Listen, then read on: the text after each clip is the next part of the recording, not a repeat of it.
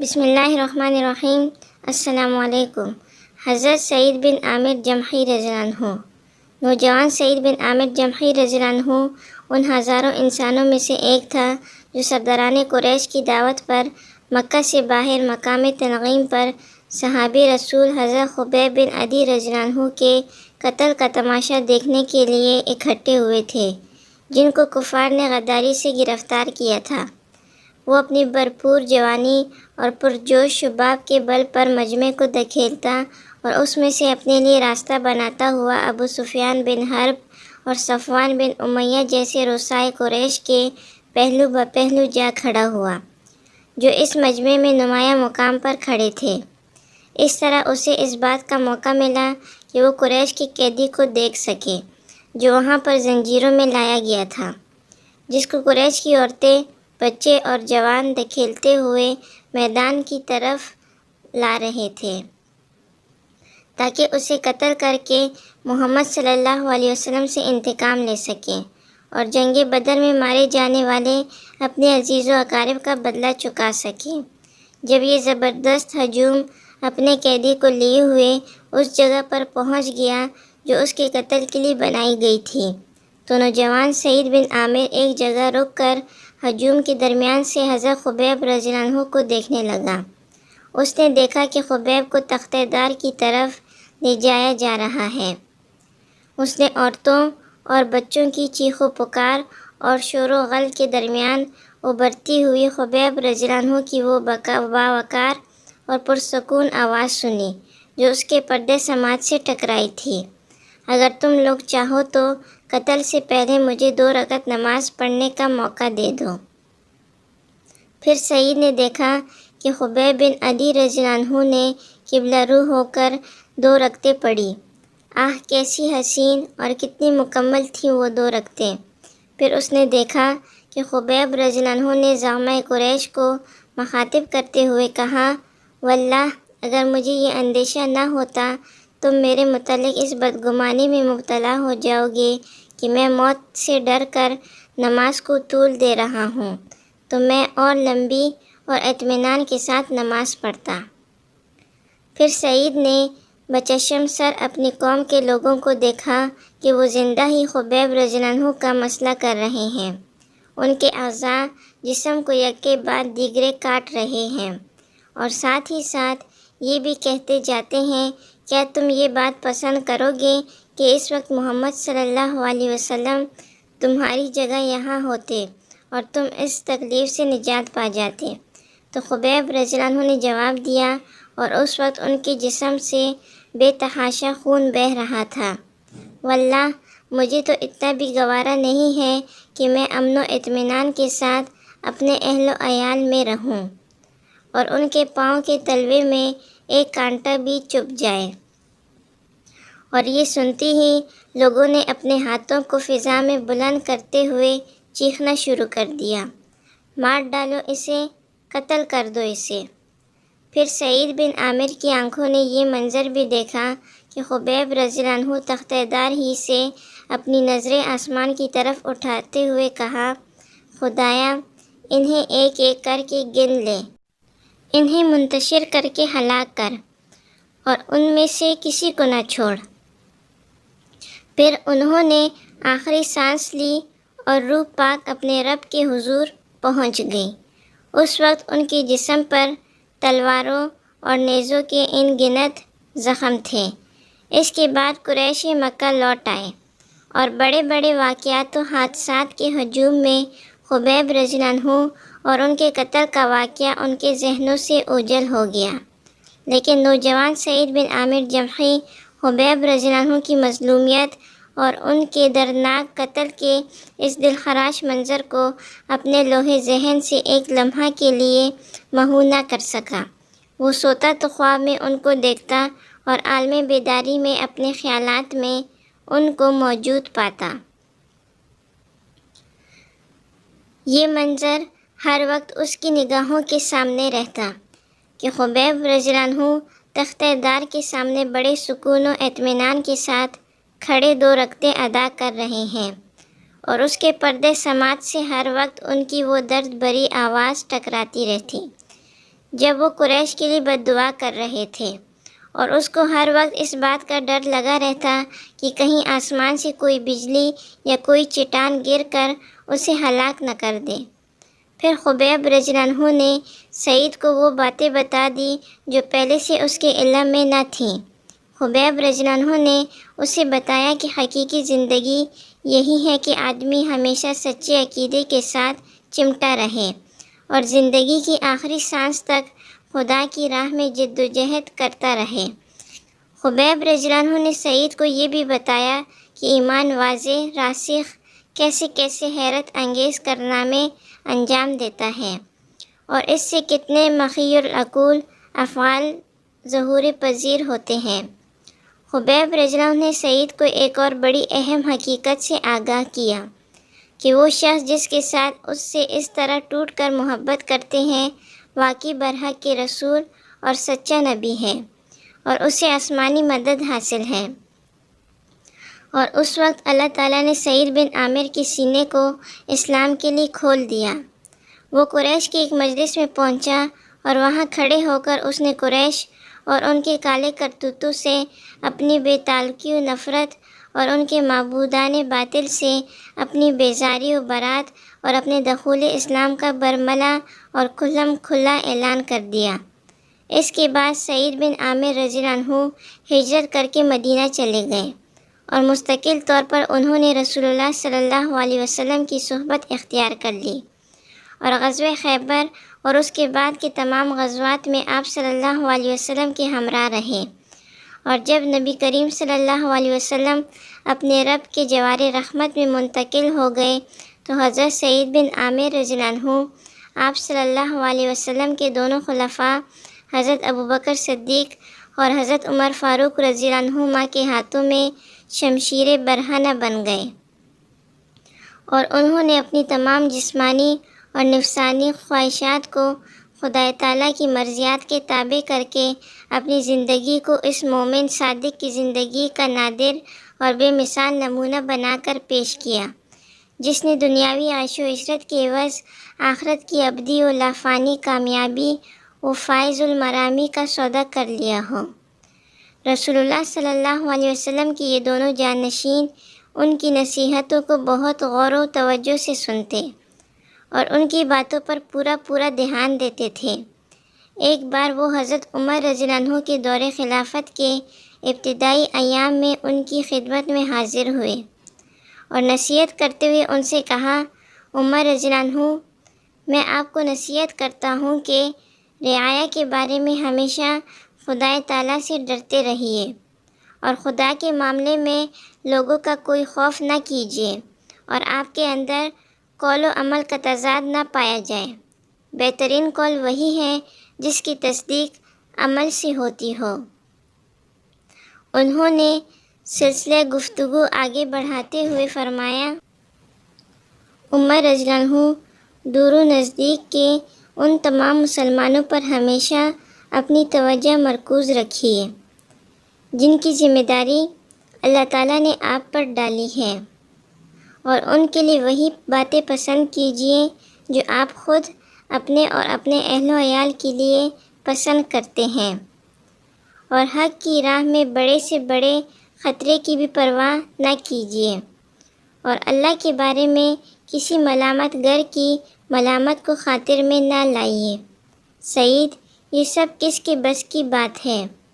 حضرت عمر رضی اللہ عنہ نے ان کی یہ باتیں سن کر کہا، یہ آپ جیسے شخص کے بس کی بات ہے جس کو اللہ نے امت محمد صلی اللہ علیہ وسلم کا ذمہ دار بنایا ہے، جس کے اور خدا کے درمیان کوئی دوسرا حائل نہیں ہے۔ حضرت سعید رضی اللہ عنہ نے کہا۔ اس گفتگو کے بعد خلیفہ رضی اللہ عنہ نے حضرت سعید بن عامر رضی اللہ عنہ سے حکومت کی ذمہ داریوں کی ادائیگی کے سلسلے میں تعاون کی خواہش ظاہر کی اور فرمایا، سعید، میں تم کو حمص کا گورنر بنا رہا ہوں۔ عمر رضی اللہ عنہ، میں آپ کو خدا کا واسطہ دیتا ہوں، مجھے آزمائش میں نہ ڈالیے۔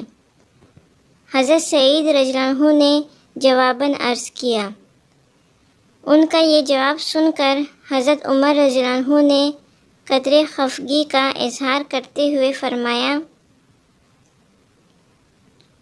خدا تمہارا بھلا کرے، تم لوگ حکومت کی بھاری ذمہ داریاں میرے سر ڈال کر خود اس سے کنارہ کش ہونا چاہتے ہو۔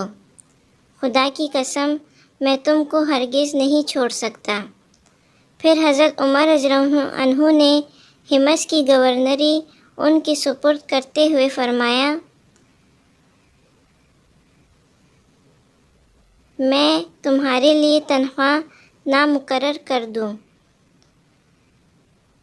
امیر المومنین، مجھے اس کی ضرورت نہیں ہے۔ بیت المال سے جو وظیفہ مجھے ملتا ہے وہ میری ضروریات سے فاضل ہے۔ حضرت سعید رضی اللہ عنہ نے کہا، اور وہ حمص کے لیے روانہ ہو گئے۔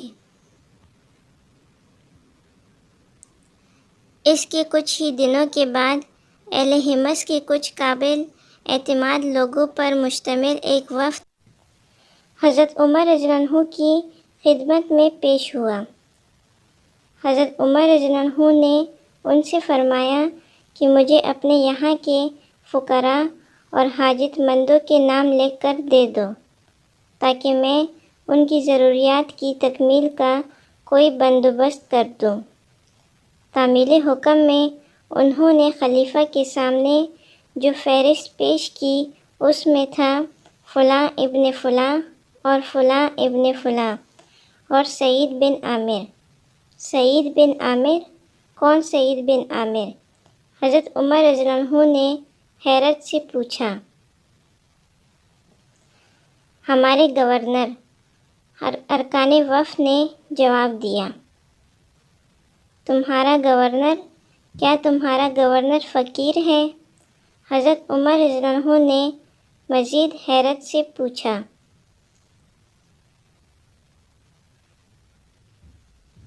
جی ہاں امیر المومنین، خدا کی قسم کتنے ہی دن ایسے گزر جاتے ہیں کہ ان کے گھر میں آگ نہیں جلتی۔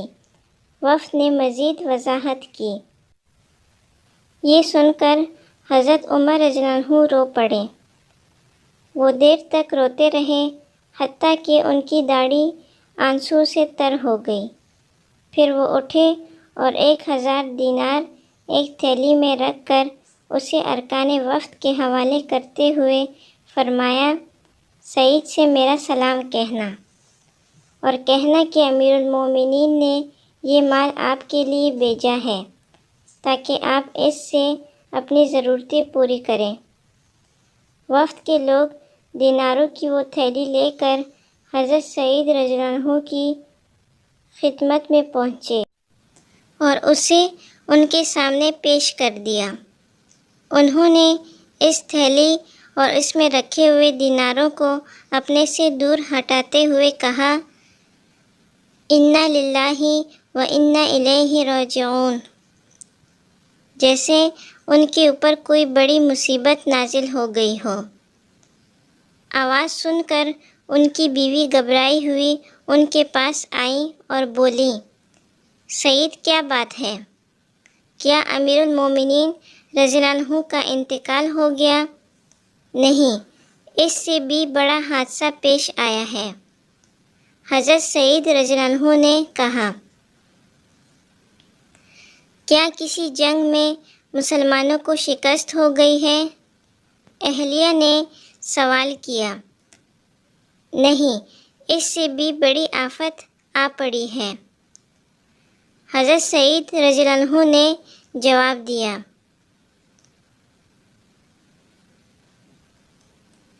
اس سے بڑی آفت کیا ہو سکتی ہے؟ بیوی نے پھر پوچھا۔ دنیا میرے گھر میں داخل ہو گئی ہے تاکہ میری آخرت کو تباہ کر دے۔ حضرت سعید رضی اللہ عنہ نے تشویشناک لہجے میں جواب دیا۔ اس سے چھٹکارا حاصل کر لو۔ بیوی نے ہمدردانہ مشورہ دیا۔ ابھی تک وہ دیناروں کے متعلق کچھ نہیں جانتی تھیں۔ کیا تم اس معاملے میں میری مدد کر سکتی ہو؟ حضرت سعید رضی اللہ عنہ نے پوچھا،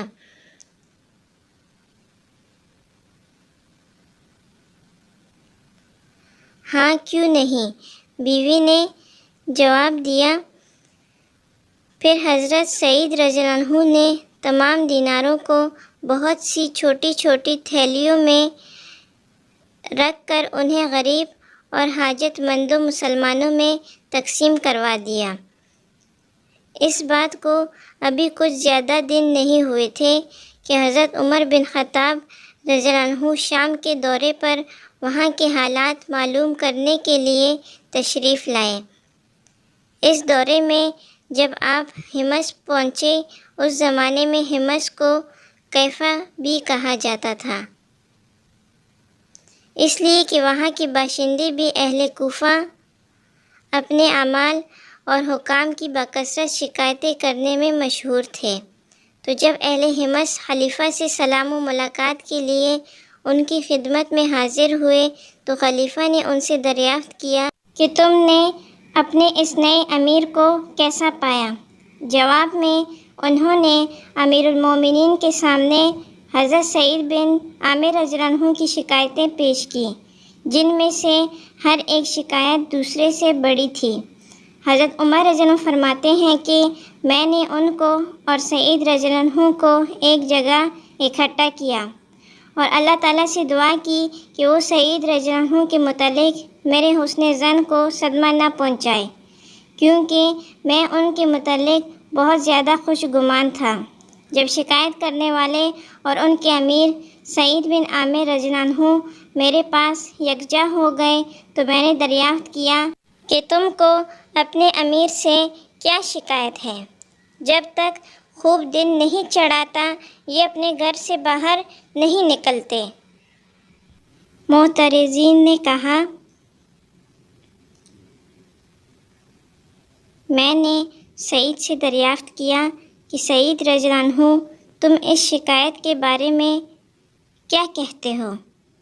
سعید رضی اللہ عنہ تھوڑی دیر خاموش رہے، پھر بولے، خدا کی قسم میں اس بات کو ظاہر نہیں کرنا چاہتا تھا، مگر ابھی اس کو ظاہر کیے بغیر کوئی چارہ نہیں ہے۔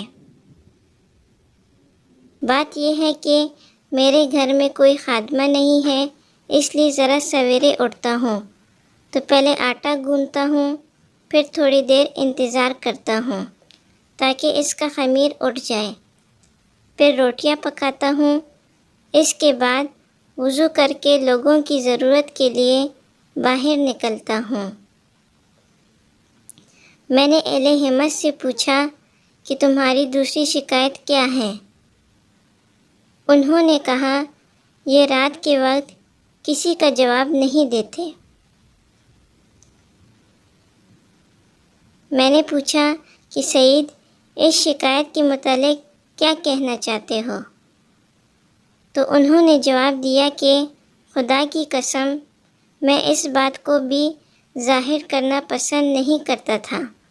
میں نے دن کے شوق ان لوگوں کے لیے اور رات کے اوقات اپنے رب کے لیے مخصوص کر رکھے ہیں۔ میں نے معترضین سے کہا، اب تم اپنی تیسری شکایت بیان کرو۔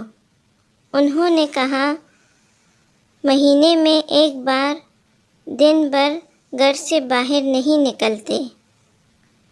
میں نے دریافت کیا کہ سعید تم اس شکایت کا کیا جواب دیتے ہو؟ سعید رضی اللہ عنہ نے کہا کہ امیر المومنین میرے پاس کوئی خادم نہیں ہے اور جسم کے ان کپڑوں کے سوا میرے پاس اور کوئی کپڑا نہیں ہے۔ میں ان کو مہینے میں صرف ایک بار دھوتا ہوں اور ان کے خشک ہونے کا انتظار کرتا ہوں، اور سوکھنے کے بعد دن کے آخری حصے میں انہیں پہن کر باہر آتا ہوں۔ میں نے معترضین سے کہا کہ اب تم اپنی آخری شکایت بیان کرو۔ انہوں نے کہا کہ ان کو رہ رہ کر غشی کے شدید دورے پڑتے ہیں اور یہ اپنے گرد و پیش سے بے خبر ہو جاتے ہیں۔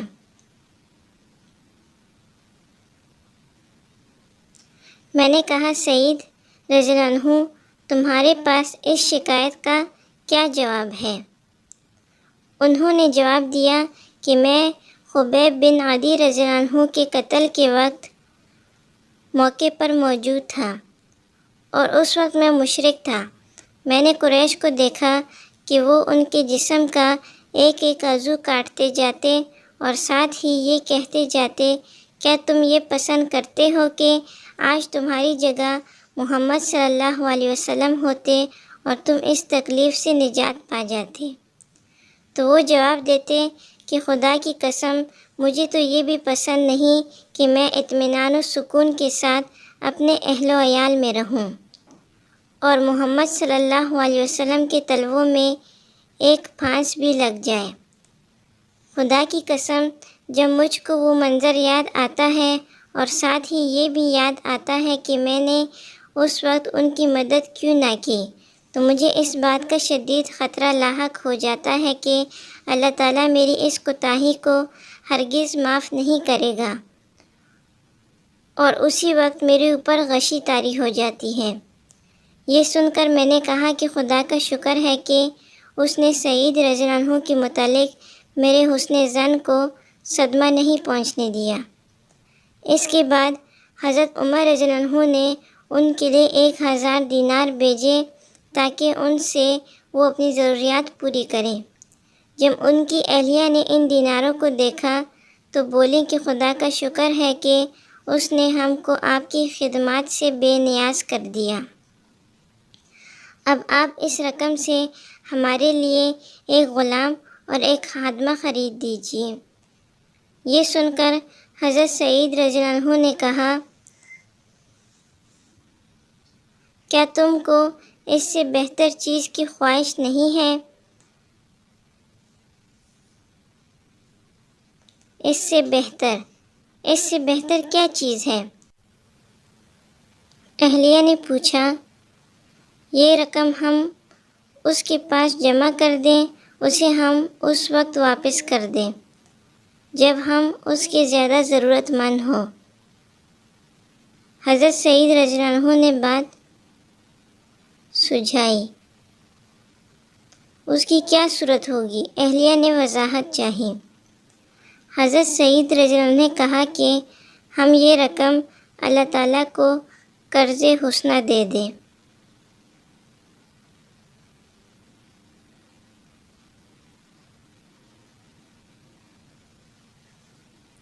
اہلیہ نے کہا ہاں یہ بہتر ہے، اللہ آپ کو جزائے خیر دے۔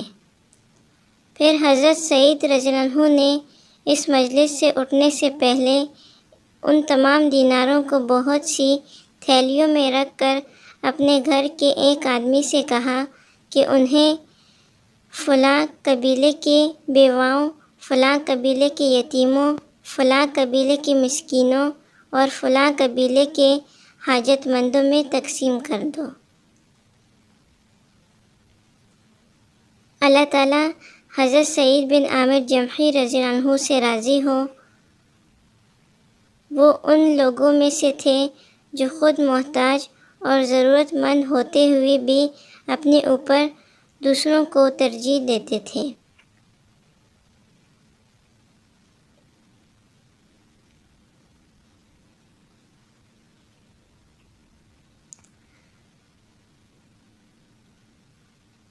اگر آپ ہمارے چینل پر نئے ہیں تو ہمارے چینل کو سبسکرائب کریں۔